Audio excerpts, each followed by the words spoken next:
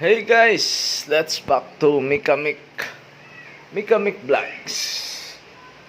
Bablog ko naman ngayon yung mga tatlong pares lang ng sapatos. Wala kasing isa kong sapatos na Converse na yung mga rubber shoes ngayon kasi puro na, 'di ba? Yung mga low cut, high cut, ano ba tawag doon? Kalimutan ko na. Kasi nagkandaloko-loko na yung mga sapatos ko. Pag pala matagal ka sa abroad tapos hindi mo nalalagaan sapatos mo, masisira, magkakabitak-bitak. Ito, yung isa ko sa collection, si D-Wade. Ano to? Jordan. D-Wade Jordan. Yan. Yan. Naluma na. Masyado na naluma. Hindi ko alam anong to.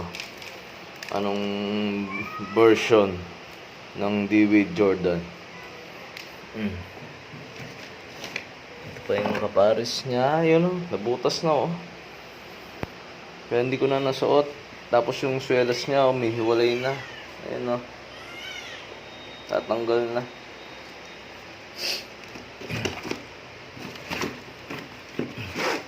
Tapos as usual, syempre yung idol natin si Jordan. Ano ba kasi ito? Jordan 11? Tama ba? Hindi ko alam. Hindi ko na matandaan. Tagal na kasi hindi bumibili. Yan, ito okay pa. Okay pa yung swelas niya. 3 times use lang. 3 beses ko lang nagamit. So, nabili ko to sa Korea. Nasa 370,000 won. Magkano ngayon yun? Kasi yung 10,000 won is 400. 400 time is 37. Tama ba? O 37. Bullshit, din ako marunong mag-math. Ayan. Okay pa to. Ito okay pa. Pero wala yung box niya. Then, isa pa. Itong si Kobe. Kobe shoes ko. May box pa to. Kobe 11. Yan. Ito yung nila, yung Olympic shoes. Ayan. Olympic shoes ni Kobe.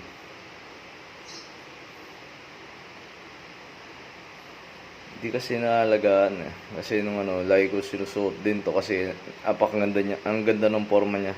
Low cut lang, tapos ang ganda ng kulay. Ipapares mo lang siya shorts, medyas. Ayan pero mahirap siya laban kasi ganyan ang tela niya butas-butas na Tapos nung umuwi ako galing Korea, ito na. Bumigay yung swelas. Ito, pumunta kami nung SM. Ayun, tanggal. Visit. Gusto ko ang pa-restore kasi nung pumunta kami nung SM, biglang natanggal. Ang ginawa ko, bumili ako tuloy ng tsinelas kasi matutunaw Kala ko kasi pagka ganun, wala kasing alam sa sapatos. Kala ko kahit pala yung sapatos, kala ko kahit matagal, pwede pa rin isuot. Ang itim na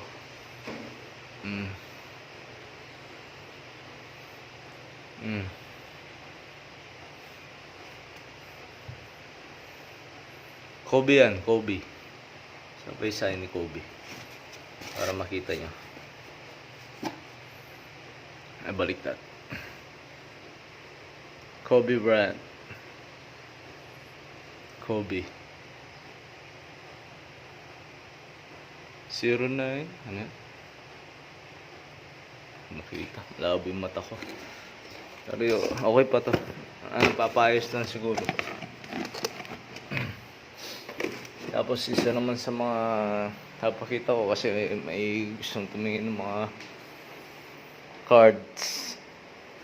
Hindi naman karami ng cards ko kasi dami kasing collection iba-iba. May mga BCD, mga mula simula ng bata pa. Mga meron pang FHM. Ito yung mga... Di tayo sa Pokemon. Napakita ko lang. Hindi na ako magsasalita. Tingnan nyo na lang kasi alam ko mas marami kayong alam.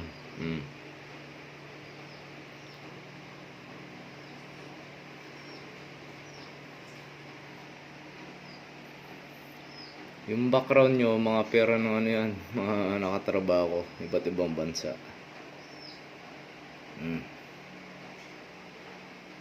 Ito yung isa ko sa hinanap ko talaga. Yan.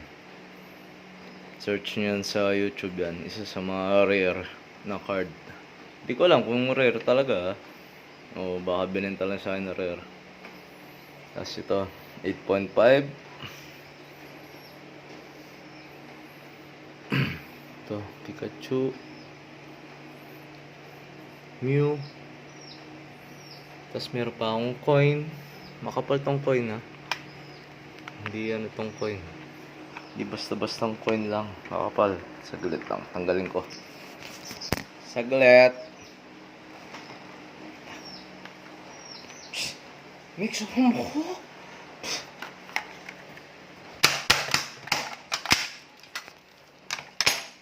Balik na ba ta? Ito yung coin. Coin ni Pikachu. Ayan o, kapal o. Kasing kapal ng kuko ko sa kamay.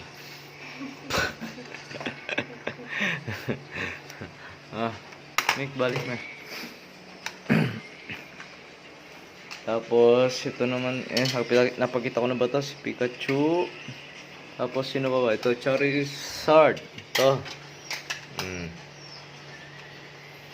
Wala siyang grade. Di ko alam anong ito. Kasi binili ko lang ganyan, assist. Si Mew. Idol ko si Mew eh.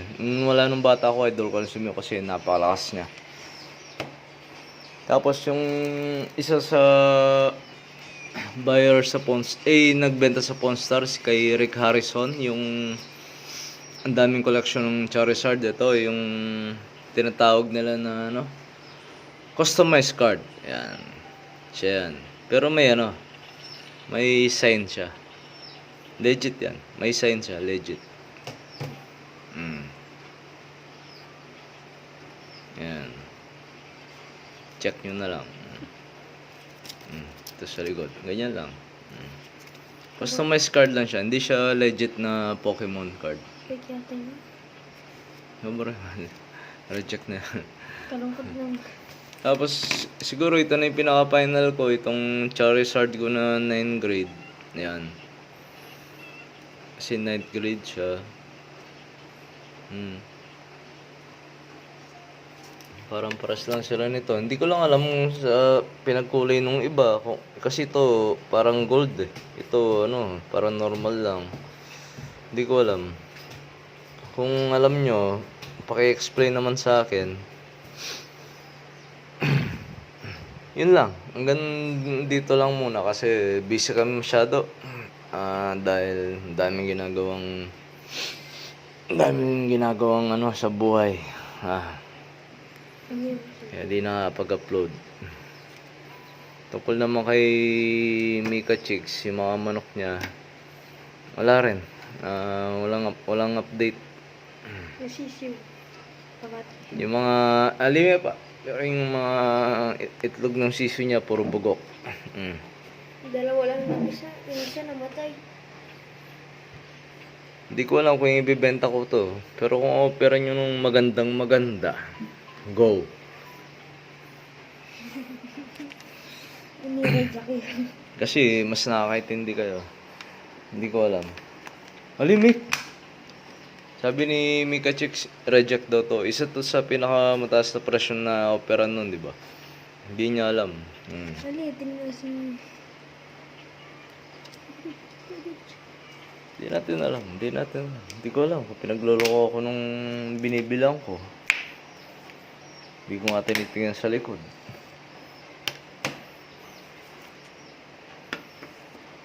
Pero palagay ko legit naman. Yun lang. Kasi, padaling ko lang. Marami pa akong cards. Kaso, puro One Piece, Naruto, NBA cards. Meron pa akong mga NBA cards, sign cards. Susunod na, siguro. Dahil inantok na ako.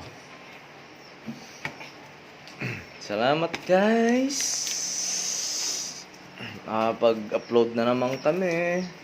Sana, subscribe naman. Follow, like. Lalike nyo lang. Dali-dali lang. Di ba? Pindutin mo lang. Like.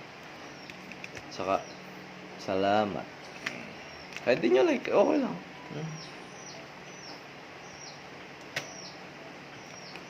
Thank you guys. Good night. Ayan si Mika Chick. Good night. Hmm? Good night, guys. Like and subscribe. And share.